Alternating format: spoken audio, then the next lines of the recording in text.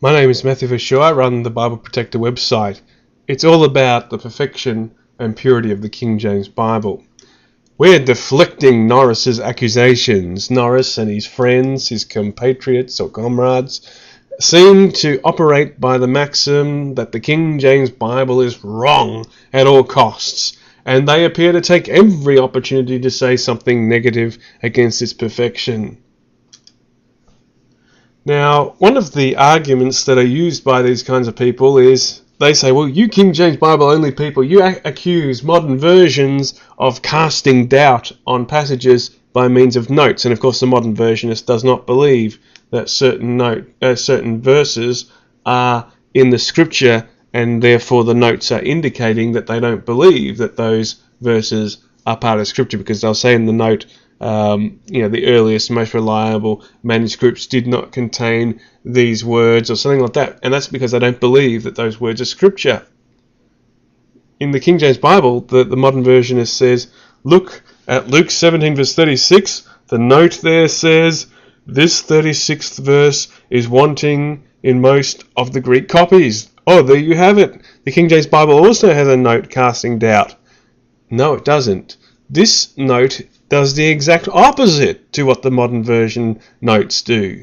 The modern version notes are about casting doubt onto the scripture, whereas this note is saying that a verse is wanting or missing or needing to be there and not there in most of the Greek copies, meaning most of the Greek copies are in error by missing out this 36th verse. Exactly the opposite of what the modern versionists do. When they say a note, they're saying it because they want a verse not to be part of Scripture. Now, Norris says, and it's a view of these people, is that the King James Bible translators were, they make a big deal about they're fallible, they made mistakes. They point to 1 Kings chapter 11 verse 5. In 1611, it said Amorites. Now, that word Amorites came by means of a printer making a mistake in following the handwritten master, which was a marked up copy by the translators through a process of going through amending copies of the bishop's version of the Bible. And of course the printer would have trouble following all these handwritten notes and so forth, and so it came through as a mistake Amorites, when in fact it should have been Ammonites. Well, when was the wording corrected? When was this typographical error corrected? Already in 1612, and it was certainly corrected and set forth correctly in 1629 in the Cambridge edition of that year. Now, is this somehow evidence that the translators of the King James Bible, made a mistake in their translation or something, and therefore, this is just showing how bad the King James Bible is? Or is it quite conceivable that this is a pure typographical error? I mean, look at the two words. They look pretty similar. It seems very likely that a printer could have made that as a mistake and is nothing to do with the translators making some other choice. It appears quite easily to be an argument merely for printers making errors, and good news, it was already corrected 1 year after it was made in the 1612 printing, in a 1612 printing of the King James Bible. Another accusation of the same nature is made about the missing out of a few words in Ecclesiastes chapter 8 verse 17 in 1611. And again, this is an example of a typographical error, or that is a printer's error, missing out a few words. So it's an error on the part of the printers, nothing to do with the translators making a mistake, but the printers making a mistake. And that was corrected in 1629. By the way, some of the translators probably were working on that revisionary work of 1629 at Cambridge. So these are not big issues. Another one is the words of God in 1 John chapter 5 verse 12, as in, he that hath the Son hath life, and he that hath not the Son of God hath not life. And the words of God were missing in 1611.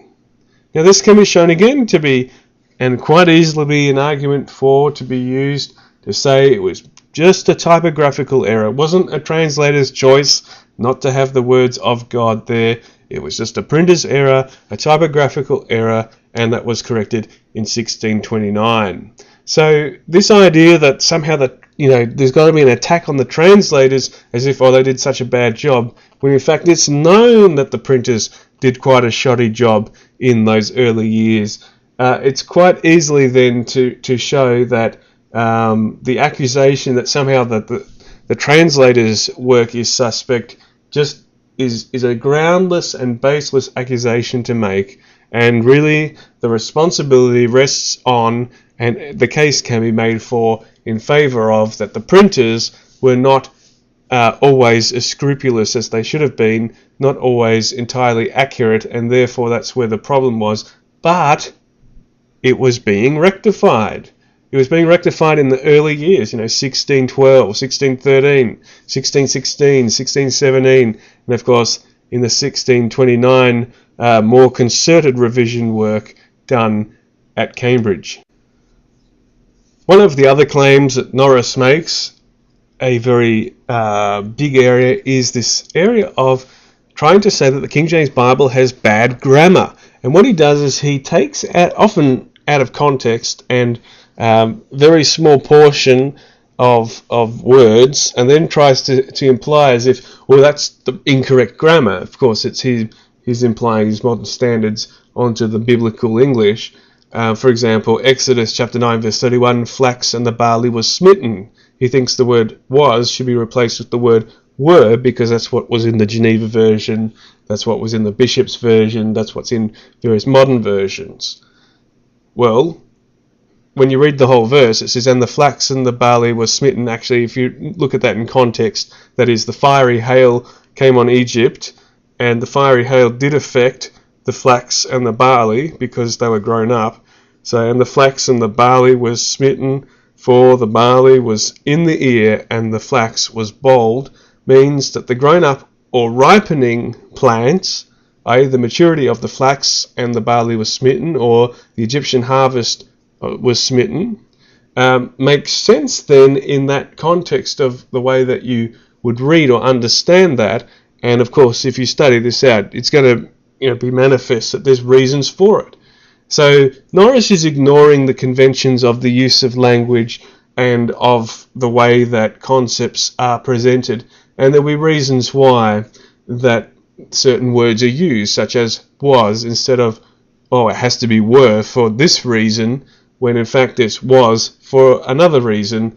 But as we see again, Norris reads woodenly, he reads narrowly. In another example, Jeremiah chapter 48 verse 33, and joy and gladness is taken from the plentiful field.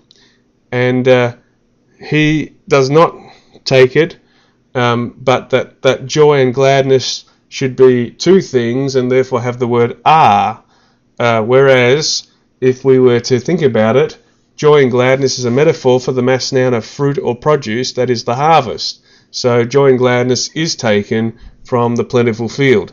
So these kind of things, when you look at them, you can understand, that's what it means. You rely on the scripture language. You don't read into it your modern, imposing of modern thought, as Rick Norris does, and therefore tries to make an accusation about, bad grammar. I think he's following someone like Noah Webster and other such detractors of the perfection of the King James Bible far too much in that kind of approach of looking to try to tear up and make holes in the King James Bible. For more information about the perfection of the King James Bible, you can go to my website, BibleProtector.com.